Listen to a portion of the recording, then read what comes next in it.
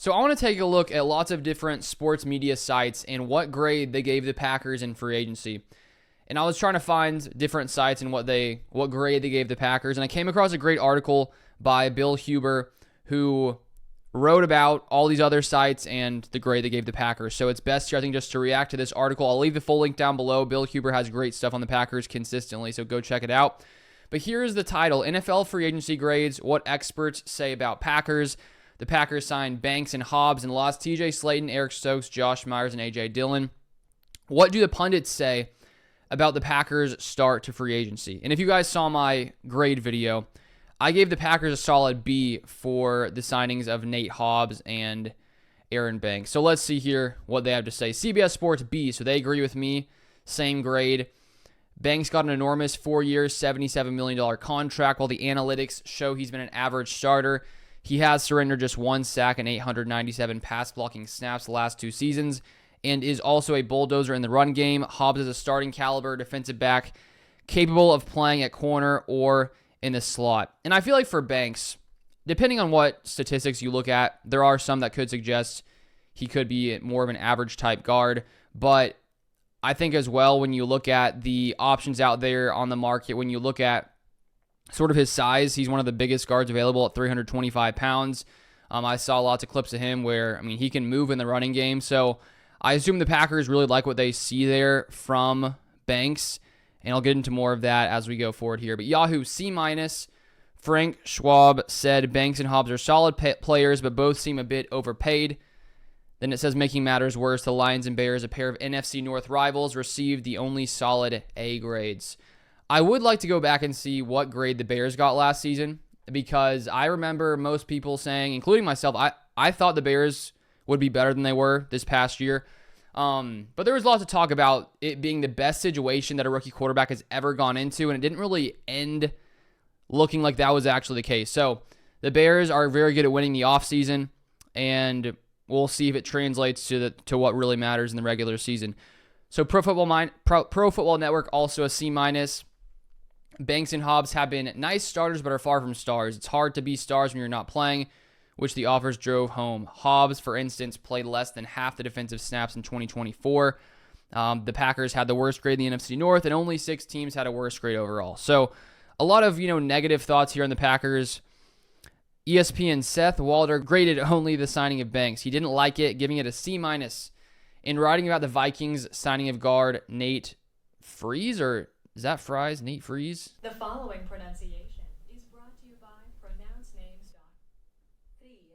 In writing about the Vikings signing of guard Nate Freeze, Walder said he would rather have Freeze than Banks, and the Vikings are getting him for $17.6 million per year, as opposed to the $19.3 million per year that Banks received. Writing much more extensively about Banks, Walder said, This is high-end money for a player who hasn't proved to be that. Banks is coming off his best season by our numbers, but even with that context, his pass block win rate, 92%, ranked 38th out of 64 guards, and his run block win rate, 69%, ranked 46. So some of those ESPN analytics don't seem to like Aaron Banks, so that's something at least to keep in mind.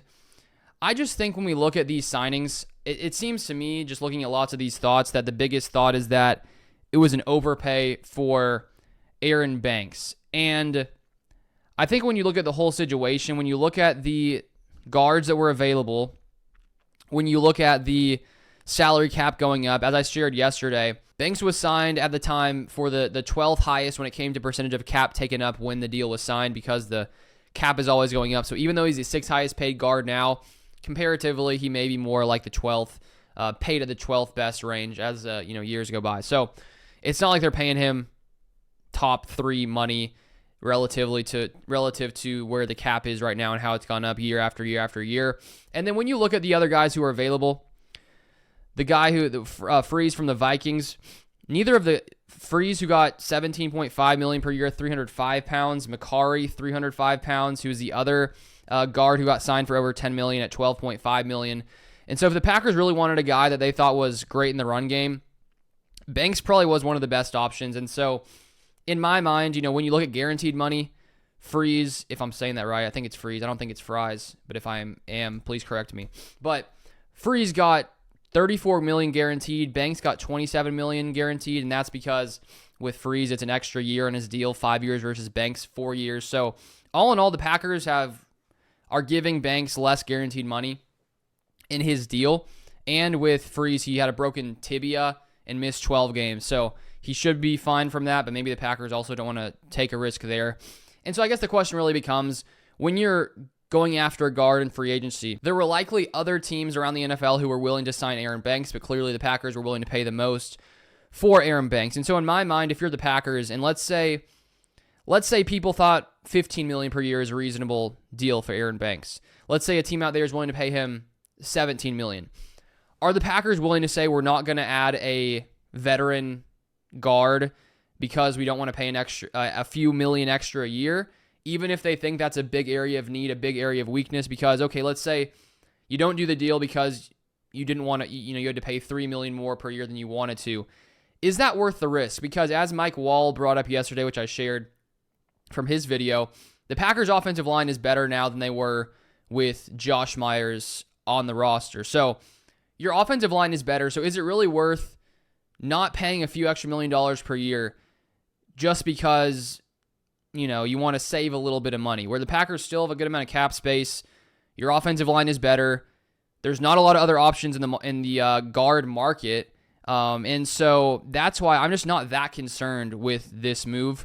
Even if you thought he was the 20th best guard and you pay him 12th best, 6th best right now, but based on percentage of cap when signed, 12th best, I'm just not super concerned, and I think the Packers' offensive line is going to be better. So we could see him play even better here in Green Bay, and I assume the Packers, looking at their options, they decided that it's worth spending this kind of money to make the Packers' offensive line better, and so the O-line will be better going into next year. There is more stability. You have a lot more pieces there. You have more depth, and so if you spent a few extra $1 million than you wanted, I just don't think it's too big of a deal. So that's sort of my thoughts there. Let's finish here. The 33rd team, Tyler Brook graded only the individual transactions, with Banks getting a C- plus, C- plus, and Hobbs getting a C. On both, they were dinged by the massive prices of Banks. Brooks wrote in part, "The move makes sense for a scheme standpoint. The Packers became a heavy run team but lacked a thick lineman like the 325-pound Banks to move bodies in the trenches. That's exactly what Banks can bring as a guard who allowed just one sack in pass protection." So those are his thoughts there. Then finally, a few more. PFF also looked at the signings individually rather than cumulatively. Both were deemed below average. Of Banks, the author wrote, "The good news with this deal is that Banks is coming off a career-high 65.4 PFF overall grade in 2024 and has developed throughout his NFL career. However, a deal that makes him the 6th highest paid guard in football is very rich. The Packers are betting on his continued development." So it could also be the Packers think that coming into Green Bay, where they're pretty good at developing offensive linemen, that they think he can be a good fit. And at the end of the day, I do think the Packers, they're really good at finding values in the draft, like Zach Tom, a 4th rounder, playing as a top-tier guy. David Bakhtiari being drafted a little bit later. I trust the Packers here, to be honest. And then over the cap, there's a couple more. These grades were based on the money. Of 63 contracts that were graded, only 3 received an F. Banks was 1.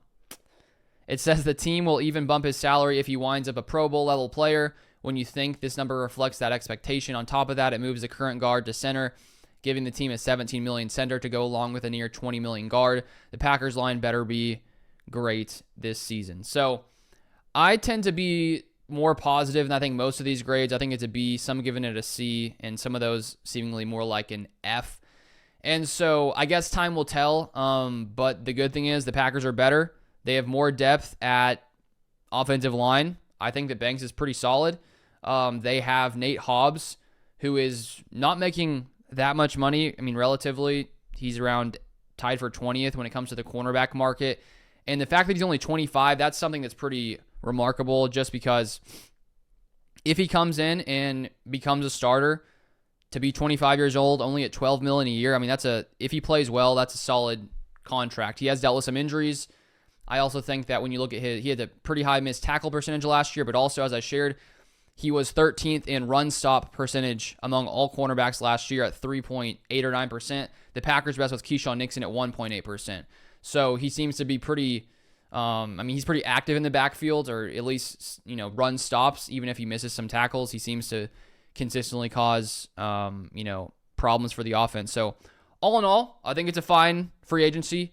Let me know your grades in the comment section down below. And if you want more Packers content, feel free to subscribe. And I'll see you guys next time.